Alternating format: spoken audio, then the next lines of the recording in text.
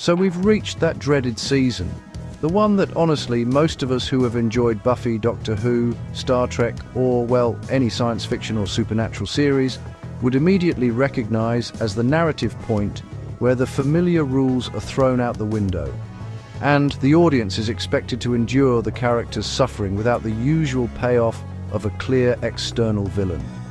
It's the season where the show stops being just about monsters and external threats and decides to make the everyday human experience, grief, trauma, relational breakdown, addiction and jealousy, the ultimate horror. And while on paper that might sound compelling, watching it unfold in real time feels like the writers are taking a scalpel to everything fans have loved about the series and saying, we're going to dissect your comfort and force you to squirm. Season 6 of Buffy the Vampire Slayer is polarizing for good reason. It starts with a premise that is equal parts fascinating and fundamentally cruel. Buffy is resurrected from heaven by her closest friends who genuinely believe they're doing the right thing. Only problem, Buffy didn't just die. She ascended. She was at peace. She wasn't stuck in some tortured limbo. She was living the ultimate reward for her years of fighting monsters and being the savior of Sunnydale. And then, like some cosmic prank, she is yanked back into life. And the show forces the audience to witness her reaction: confusion, anger, depression, and profound emotional disorientation over an entire season. Welcome to the Snake Pit, where we're full of bile and venom. I'm your host, Snake Daemon, and today we're diving into the tumultuous, at times infuriating but undeniably fascinating waters of Buffy Season 6. After the gang struggle with using the Buffy bot to patrol for vampires over the summer, because apparently no one considered practical training for vampire hunting a reasonable idea, Willow performs a resurrection spell that is so powerful it literally pulls Buffy from heaven itself. From that point on, the season becomes a meditation on trauma. Buffy isn't just physically back, she's emotionally adrift, carrying the weight of her own mortality and the guilt of being saved against her will. Her depression isn't just a plot point, it's the engine of the season. Dawn feels increasingly alienated as her sister withdraws into herself. Giles retreats to England and Buffy's attempts to cope, taking a fast food job, indulging in a sexually charged but ultimately destructive relationship with Spike, only deepen her inner turmoil. Willow's arc mirrors this descent into chaos. Her magic addiction grows steadily worse, and her relationship with Tara begins to strain under the weight of secrecy, dependency, and grief. The tension between Willow's hubris as a burgeoning witch and her inability to control her own impulses foreshadows the darkness that will define the latter part of the season.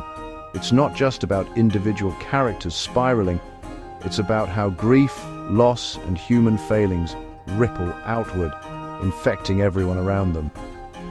And then there's the trio, Jonathan, Warren, and Andrew, who, for a large part of the season, act as comic relief, nuisance villains, and foils for Buffy. On paper, they're a nod to the nerds versus heroes trope, a cheeky reversal of the typical supernatural threat structure, but their eventual transformation from awkward, bumbling antagonists into genuine threats underscores one of the season's core motifs. That true danger often doesn't roar, it creeps, manipulates, and strikes unexpectedly. Warren, in particular, evolves from an unassuming, almost pathetic figure into a truly horrifying villain. The accidental killing of Tara is a masterstroke of narrative cruelty and dramatic impact, forcing the show into uncharted emotional territory. From that moment, Willow's descent into darkness becomes inevitable, and the series begins to explore the terrifying potency of grief, anger, and unchecked power. What makes Season 6 so polarizing is that the villains, human and magical, are not easily vanquished.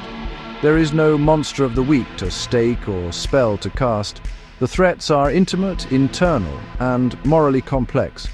Buffy herself is a kind of antagonist in her own story, struggling against depression, trauma, and poor decisions. Willow becomes the big bad by the climax, and the audience is forced to confront the uncomfortable idea that sometimes the real horror isn't in vampires or demons, but in the human heart. Despite the heavy themes, the season is punctuated by brilliance. Once More with Feeling remains a standout example of risk-taking that pays off. A musical episode could easily have been a distraction, an unnecessary detour, or even a joke. But here it's used with surgical precision to reveal hidden truths, character insecurities, and buried guilt. It demonstrates that even amid darkness and dysfunction, the show still understands how to innovate and entertain. The musical sequences are not mere spectacle. They are storytelling devices, simultaneously advancing character arcs and giving the audience insight into the psychological state of the Scooby Gang. So, character chemistry really remains the lifeblood of the season. The ensemble cast delivers consistently strong performances, navigating those tonal shifts between melodrama, horror, and the occasional dash of comedy with real aplomb. Buffy's relationship with Spike, while ethically and emotionally fraught, is compelling exactly because it's messy and flawed. It's not sanitized for the audience. And honestly, that kind of honesty is both uncomfortable and, well, seriously engaging.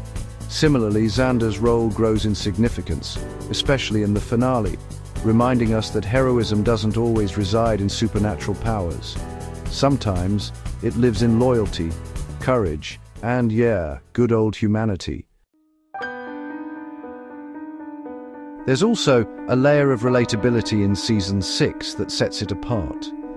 The revenge arcs, emotional manipulation, workplace struggle, and complicated relationships reflect realities that many viewers have faced. From toxic relationships to job frustrations, betrayals, and, that sense that your personal life is spiraling out of control. Watching the supernatural overlay of Sunnydale exaggerate these ordinary challenges into epic confrontations is both cathartic and, honestly, a bit unnerving. The season essentially asks, what if the mundane horrors of life were amplified to apocalyptic levels? And in doing so, it succeeds in keeping the audience invested, even when the supernatural stakes aren't as prominent. The finale brings all of these threads together. Willow's confrontation and eventual redemption are deeply satisfying, not because they are tidy, but because they feel earned.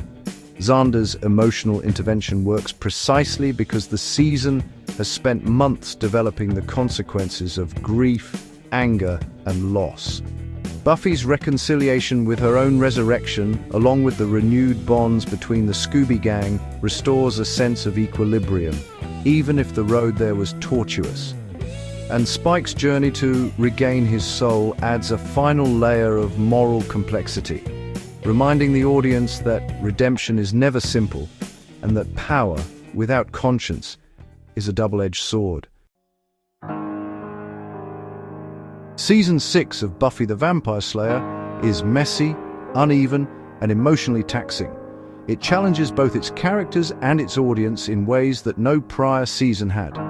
But it is also courageous, bold, and ambitious, refusing to shy away from difficult emotional truths while still delivering moments of humor, innovation, and heartfelt drama.